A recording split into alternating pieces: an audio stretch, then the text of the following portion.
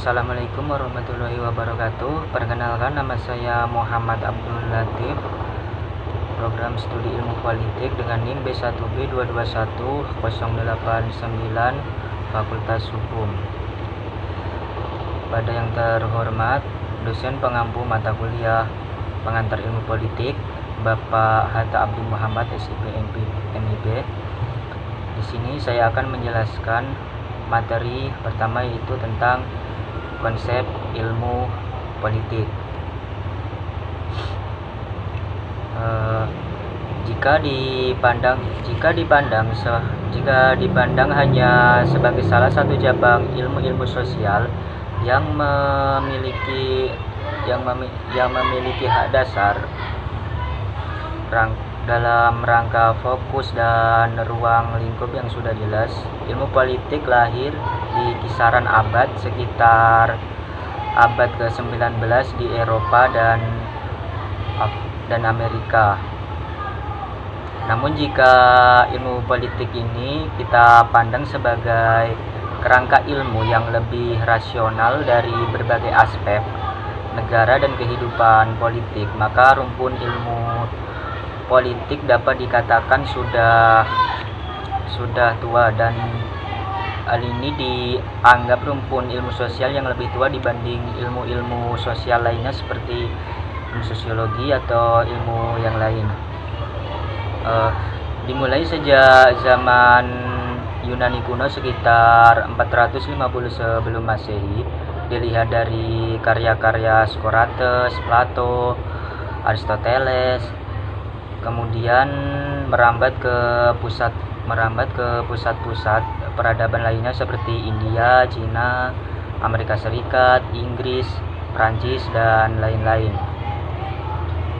Ilmu ini masuk ke Indonesia sejak awal abad ke-13 sampai 15 Masehi ketika Kerajaan Majapahit di Pulau Jawa berkuasa dengan karya Babat Tanah Jawi. Kata politik ini berasal dari bahasa Yunani, yaitu polis yang artinya negara, kota, kemudian politis yang berarti warga negara, kemudian berkembang menjadi politikos yang berarti kewarganegaraan, dan politika yang berarti kemahiran politik, serta politika epitisme, yaitu ilmu politik. Konsep-konsep ilmu politik di sini dibagi menjadi beberapa bagian. Konsep-konsep ilmu politik di sini dibagi menjadi beberapa bagian, yaitu yang pertama kekuasaan, sumber kekuasaan, pengaruh, perbuatan dan pelaksanaan kebijakan. Yang kedua, kewenangan, itu kekuasaan berdasarkan legitimasi. Yang ketiga, konflik dan konsensus. Yang keempat, pengambilan keputusan dan cara mendistribusikan kekuasaan. Yang terakhir, politik ini selalu menyangkut tujuan-tujuan dari seluruh masyarakat dan bukan tujuan pribadi seseorang, karena politik ini sifatnya sosial, bukan individu. Kita lanjut ke definisi ilmu politik menurut beberapa ahli.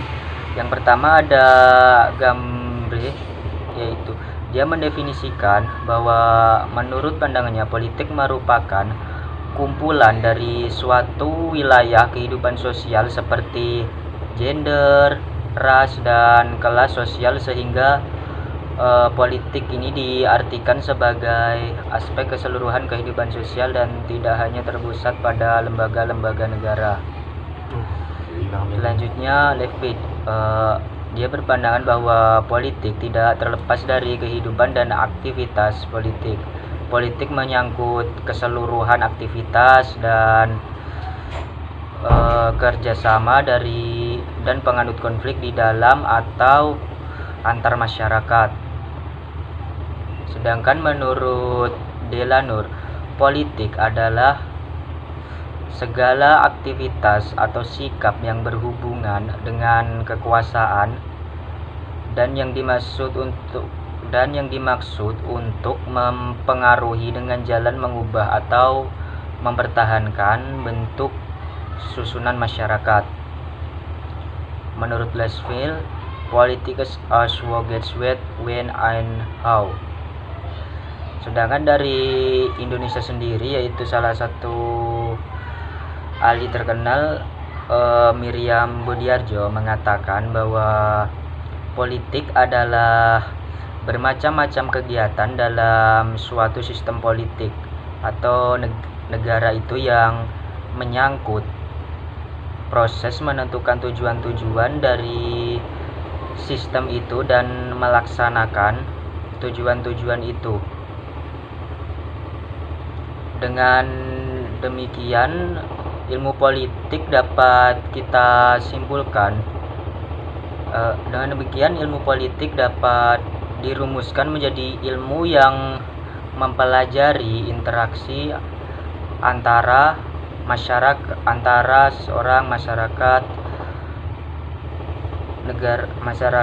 negara dengan rakyatnya, masyarakat dengan pemerintah.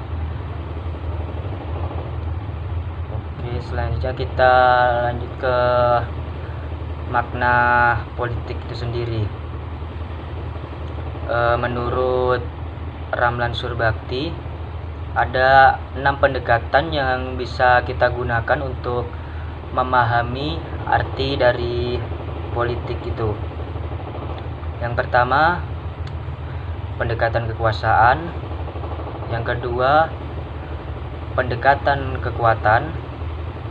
Yang ketiga, pendekatan institusional. Yang keempat, pendekatan moral.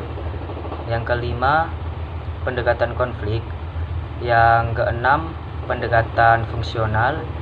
Dan yang ketujuh, pendekatan analisis wacana politik. Ilmu politik dapat diberikan makna atau penafsiran yang berbeda. Itu tergantung pada perspektif atau sudut pandang yang dilakukan. Oleh karena itu, ada beberapa rumusan ilmu politik yang menurut para ahli. Yang pertama itu negara menurut Roger F. Stoltz. Ilmu politik itu mempelajari negara, tujuan-tujuan negara, dan lembaga-lembaga negara yang akan melaksanakan tujuan-tujuan itu, hubungan antara negara dengan warga negaranya, serta negara dengan negara yang lain. Kemudian, pemerintah ilmu politik adalah ilmu tentang pemerintahan. Pendapat ini dikemukakan oleh R.M. Maslifter. Sedangkan W.A. Robson sendiri mengatakan bahwa kekuasaan ilmu politik itu mempelajari kekuasaan masyarakat. Dan menurut Leiden dan Stewart, kegiatan ilmu politik itu mempelajari tentang kegiatan politik itu sendiri,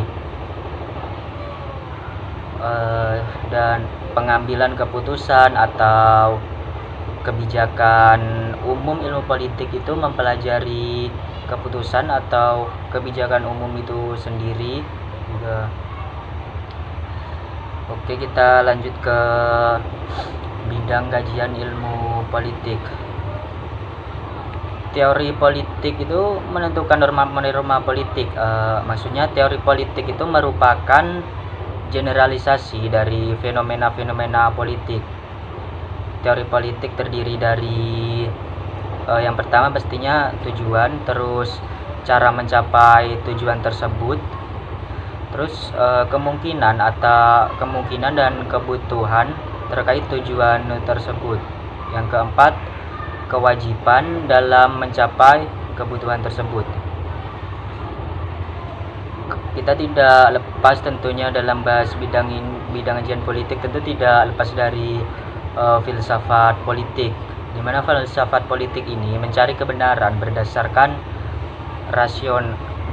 rasa nasional tentang bagaimana sifat dan hakikat kehidupan manusia. Contoh etika politik itu keadilan, lembaga-lembaga politik konstitusional, partai politik, hubungan internasional, ekonomi politik, feminisme dan gender, serta perbandingan politik.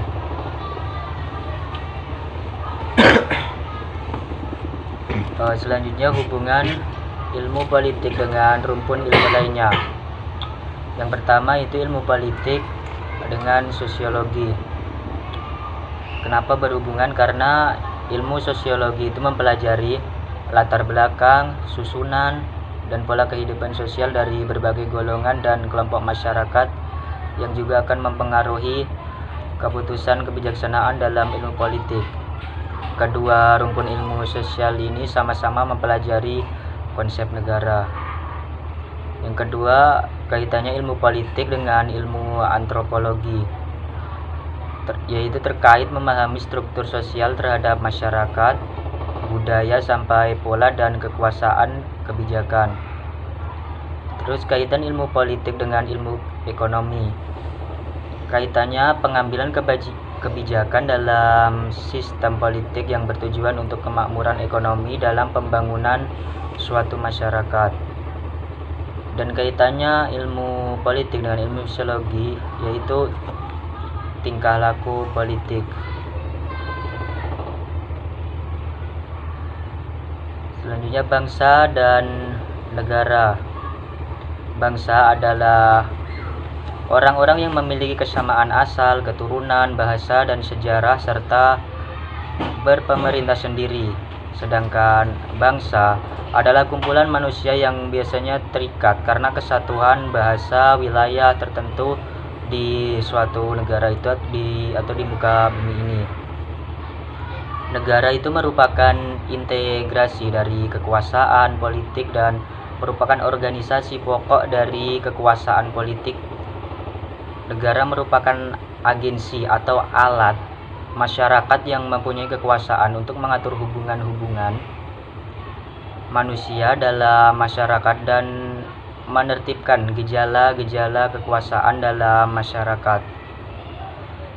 Negara itu adalah sebuah organisasi yang dalam suatu wilayah dapat memaksakan kekuasaannya secara sah terhadap semua golongan dan yang dapat menetapkan tujuan dari kehidupan bersama. Negara menetapkan cara-cara dan batas-batas sampai di mana kekuasaan dapat digunakan serta peraturan-peraturan yang harus ditaati oleh warga negaranya.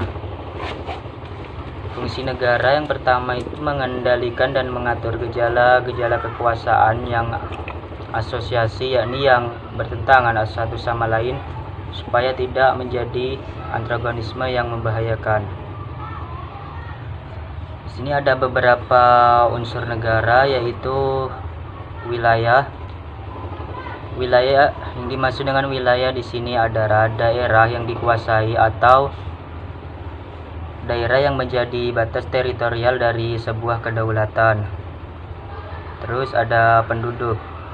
Penduduk atau biasa disebut juga warga negara adalah orang yang secara sah atau secara hukum berhak tinggal di suatu wilayah tersebut. Yang ketiga, unsur-unsur negara adalah pemerintahan. Pemerintahan di sini yaitu organisasi yang memiliki kewenangan untuk mengatur di wilayah tertentu, pada umumnya negara. Yang keempat, kedaulatan. Di mana kedaulatan di sini definisinya adalah hak eksklusif untuk menguasai suatu wilayah pemerintahan masyarakat atau diri sendiri. Ada beberapa sistem politik di negara Indonesia. Itu ada 4 variabel sistem politik. Yang pertama, kekuasaan. Kekuasaan itu sebagai cara untuk mencapai hal yang diinginkan, antara lain memberi sumber-sumber di antara kelompok-kelompok di dalam masyarakat. Yang kedua, kepentingan. Kepentingan dan tujuan-tujuan yang dikejar oleh pelaku-pelaku atau kelompok politik. Yang ketiga, kebijaksanaan, yaitu hasil dari interaksi antara kekuasaan dan kepentingan, biasanya dalam bentuk konstitusional atau perundang-undangan. Yang terakhir adalah budaya politik, di mana budaya politik ini adalah orientasi subjektif dari individu terhadap sistem politik itu sendiri. Mungkin hanya itu yang dapat saya sampaikan di presentasi ini, kurang lebihnya mohon maaf. Akhir kata, wabillahi taufiq wal hidayah. Wassalamualaikum warahmatullahi wabarakatuh.